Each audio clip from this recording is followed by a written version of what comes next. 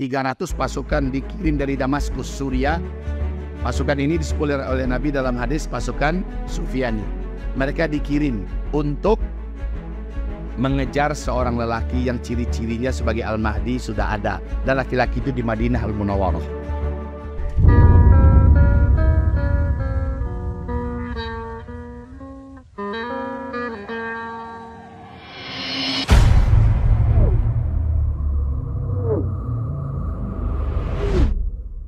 Nah, di Perang Dunia Ketiga ini, PD3, Perang Dunia Ketiga, beda dengan Perang Armageddon ya.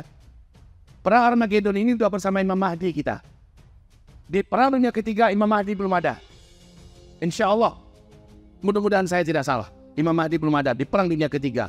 Berarti kalau menurut hitung-hitungannya dan melihat konstelasi keadaan yang terkini, sepertinya arah dunia sekarang menuju kepada Perang Dunia Ketiga. Allahu a'lam. Kita serahkan pada Allah.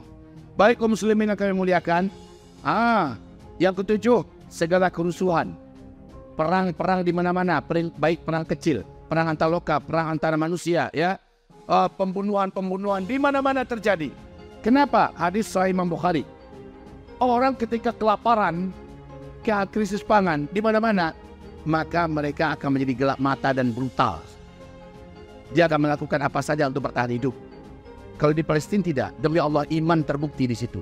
Betul kata Rasulullah, iman ada di Syam, Palestina. Terbukti Pak, selapar-lapar apa mereka tidak ada saling sikut-sikutan bunuh-bunuhan. Jadi kalau begitu, dalam keadaan lapar orang akan brutal Pak. Orang akan berbuat apa saja. Di Sahih Imam Bukhari sampai ke tingkat tetangga tega membunuh tetangganya sendiri karena makanan.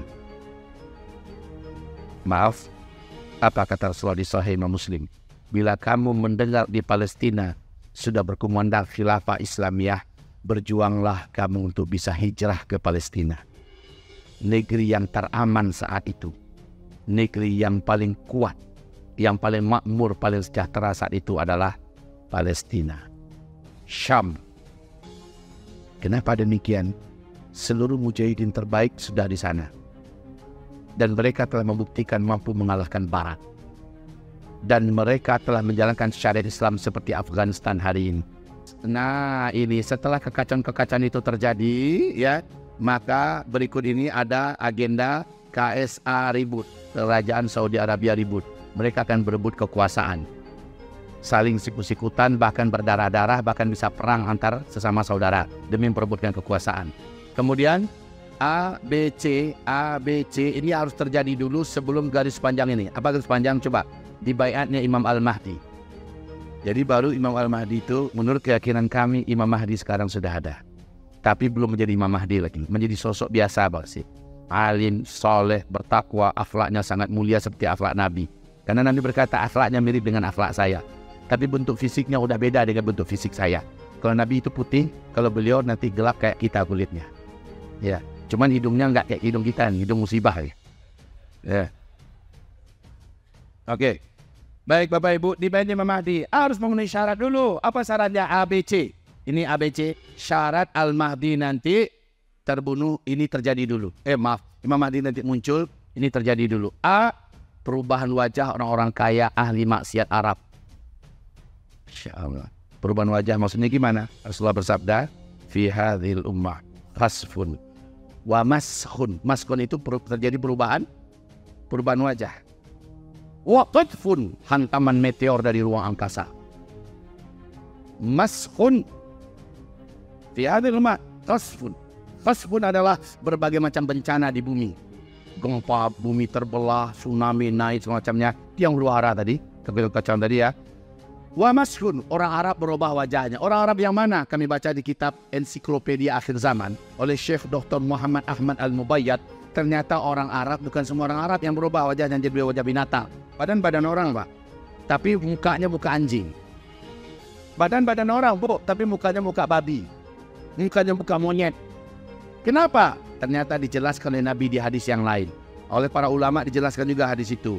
Hanya sekelompok orang-orang Arab yang ketika dunia ya sedang penuh fitnah dan Palestina menjerit, mereka malah melakukan segala macam jenis maksiat. Bapak Ibu tahu orang Arab hari ini punya budaya baru. Budayanya sangat tidak baik, Pak. Mereka bebaskan tanah 10, 20, 30 hektar. Lalu mereka bangun dinding setinggi ini. Ya, mereka bangun dinding. Di dalamnya mereka buat seperti surga dunia. Semua jenis dosa dan maksiat mereka kerjakan di dalam. Mereka pengen pelacur dari Rusia, pelacur dari Perancis, mereka datangkan. Uang itu mereka hambur-hamburkan. Sementara saudara di Palestina macam ini keadaannya sekarang. Ini yang akan berubah wajahnya itu yang mereka itu. Ketika mereka keluar nanti dalam keadaan sudah terkutuk, apa kata penduduk sekitaran? Bukankah itu Tuan Anu? Bukankah itu Tuan Anu? Kemarin mereka masih normal. Sekarang kok kepalanya sudah kepala babi. Sekarang kepalanya kepala anjing. Ini diberitakan Rasulullah, Bapak Ibu, dan pasti terjadi. Dan ini bukan dongeng. Ya, jadi bersamaan. Jadi kita kembali mana nih? Perubahan wajah orang-orang kaya ahli maksiat Arab. Yang berikutnya B, syahid. Apanya syahid? Ada seorang lelaki yang sangat terkenal di kalangan orang-orang beriman. Pasti jasanya besar untuk Islam. Dan lelaki ini dicintai orang beriman. Dia akan meninggal dengan cara dibunuh. Matinya dia dengan cara dibunuh, syahid, ini akan menyebabkan orang beriman sedunia marah, kata Rasulullah. Hadis ini juga sahih. Ya. Dan malaikat di langit juga marah dengan kematiannya dengan cara dibunuh. Kira-kira siapa ya orang itu ya? Kira-kira siapa ya? Serahkan ilmunya yang pasti kepada Allah. Kita boleh menebak saja boleh, tapi jangan mengatakan pasti dia, nggak bisa. Kami pernah menulis beberapa urutan nama yang mungkin saja mereka, tapi kemungkinan besar mereka juga mungkin juga. Ya, oke Bapak Ibu, mungkin saja Zakir Naik, mungkin saja Recep Tayyip Erdogan, mungkin saja Profesor Dr. Yusuf Al-Qardawi, mungkin saja Habib Rizik Syihab, ya, mungkin saja Raja Salman sendiri, atau siapalah, Allah yang Maha tahu. Pokoknya dia harus sosok yang sangat berjasa buat Islam. Orang beriman sedunia kenal dengan dia dan mencintainya, dan dia mati dengan cara dibunuh. Dan kematiannya ini Bapak Ibu, dalam keadaan masih marah orang beriman sedunia, tiba-tiba terdengar berita yang mengejutkan. Imam Al-Mahdi sudah dibaiat di depan Ka'bah. Jadi itu syaratnya. Sebelum ada berita itu, maka belum. Kalau ada yang sekarang mengaku akulah Al-Mahdi, sepakat kita tolak, kita tendang pantatnya. Ya. C. Penenggelaman pasukan di Al-Baida. Ini yang tanda yang paling akurat lagi. Apa itu yang terjadi? 300 pasukan dikirim dari Damaskus, Suriah. Pasukan ini disebut oleh Nabi dalam hadis pasukan Sufyan. Mereka dikirim untuk mengejar seorang lelaki yang ciri-cirinya sebagai Al-Mahdi sudah ada. Dan laki-laki itu di Madinah Al-Munawwarah. Kemudian ketika pasukan itu sampai, Madinah Al-Munawwarah diobrak-abriknya. Disiksanya penduduk untuk mengaku di mana orang ini. Jadi pakai foto istilahnya kan. Kamu mengaku, ayo, di mana laki-laki ini? Di mana laki-laki ini? Mereka disiksa. Ada yang tak mampu menahan siksaan, akhirnya ngasih tahu bahwa laki-laki ini dengan beberapa orang lainnya sudah lari ke Mekah. Maka segeralah pasukan ini mengejar pasukan infanteri sampai di Al-Baida. Al-Baida ini adalah sebuah kota kecil, perbatasan antara Mekah dengan Madinah. Sampai di situ mereka digoyang oleh gempa yang besar. Kota itu terbelah, semua yang ada di atas masuk ke dalam bumi. Semua bangunan, ruko, rumah, apa saja masuk ke dalam bumi. Penduduknya masuk dalam bumi. Dari 300 orang yang mengejar, kata Rasulullah, 299-nya ikut tenggelam masuk ke dalam bumi. Hanya satu yang Allah izinkan selamat. Satu inilah yang memberitakan kepada dunia, kami tenggelam di Al-Baida. Mendengarkan berita ini, maka para ulama yang sedang ada di Mekah, yang sedang ada di Masjidil Haram, langsung yakin bahwa laki-laki itu adalah Al-Mahdi yang kita nanti-nanti. Segera para ulama mengepung Masjidil Haram. Para pemuda yang beriman mengepung Masjidil Haram. Dan mereka yakin, karena ada hadisnya bahwa dia akan ditemukan ketika sedang tawaf. Maka segera diintai. Ada masuk Mekah itu kan Pak? Ada pertama masuk Mekah apa? Tawaf dulu kan? Tawaf kudum. Maka diintai, dilihat ciri-cirinya. Ada seorang laki-laki. Dadanya bidal. Bulu dadanya halus. Orang kan harus pakai pakaian ihram kan? Jadi rambutnya ikal. Kulitnya coklat kehitam-hitaman. Hidungnya mancung. Alisnya melengkung seperti bulan sabit yang indah. dan di depannya hampir ketemu dengan bulu-bulu yang banyak. Ya, bibir atas bibir bawahnya sama tebalnya dan indah mempesona. Cara bicaranya, bentuk perutnya six pack. Laki-laki ini tidak terlalu tinggi dan juga tidak pendek. Ya. Ketika ciri-cirinya lengkap dengan laki-laki ini, langsung disergap, ditangkap, dipaksa untuk mengaku namanya mirip. Ketika silsilahnya ditanya, nyambung kepada Hasan bin Ali. Ya, nyambung. Tapi dia dipaksa untuk menerima baiat, dia menolak. Akhirnya dia ditekan dan dipaksa oleh para ulama. Jika begitu baik, engkau akan tanggung semua dosa para penjahat, orang-orang zalim sedunia. Mereka telah menindas Islam dan kaum muslimin. Hari ini, kata Rasulullah, tidak ada yang bisa memimpin kami untuk lepas daripada kezaliman, kejahatan yang kecuali engkau. Bila engkau menolak, tanggung olehmu dosa semua para penjahat itu.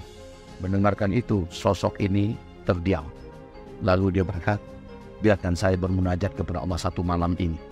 Biarkan saya berkomunikasi dengan Rabbul Alamin. Nangis dia sepanjang malam, berdoa, sholat, nangis, minta petunjuk, minta bimbingan. Lalu kata Rasulullah, fa'aslahahullahu fi lailah. Dalam satu malam itu, Allah langsung mengupgrade-nya dari hanya seorang lelaki yang tahu ilmu agama saja. Seorang lelaki yang sangat soleh, taat, bertakwa, akhlak mulia.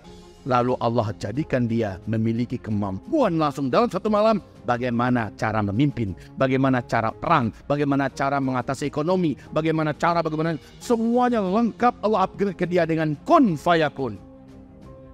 Allahu Akbar, Pak. Besoknya selepas matahari terbit, setelah sholat sunnah syuruk, dia berkata, silahkan berbaiatlah seluruh orang-orang yang ada di dalam Masjidil Haram. Menangis para ulama, menangis para pemuda. Mereka cepat berita baiat ini menyebar. Penguasa Mekah, penguasa Madinah, penguasa Arab Saudi dengan cepat menyusun kekuatannya untuk membunuh laki-laki ini. Ini pertanda penguasa Arab yang ada sekarang jahat. Iya, pertanda ini memang jahat. Al-Mahdi muncul mau dibunuh. Lalu karena orang-orang beriman yang tulus, ikhlas hatinya mendampingi Al-Mahdi, siap dengan nyawa sekalipun, mereka tidak tanggung-tanggung perang, dan dengan cepat Arab Saudi dikalahkan. Lalu seluruh Arab yang lain bersatu mengerahkan tentara mereka untuk membunuh Al-Mahdi dan pasukannya. Kalah mereka semua. Dengan cepat Jazirah Arab dikuasai oleh Al-Mahdi dan diletakkan penguasa-penguasa yang adil, beriman, yang soleh, bertakwa. Masya Allah, Pak ya. Setelah selesai Jazirah Arab dikuasai, langsung Al-Mahdi pergi ke sebelah timur. Ditaklukkanlah Iran, Cina, India, negeri kafir ditaklukkan dengan cepat sampai kepada Rusia. Ya, peperangan terus berlanjut, ya, terus berlanjut sampai kepada barulah terjadi Tukhon.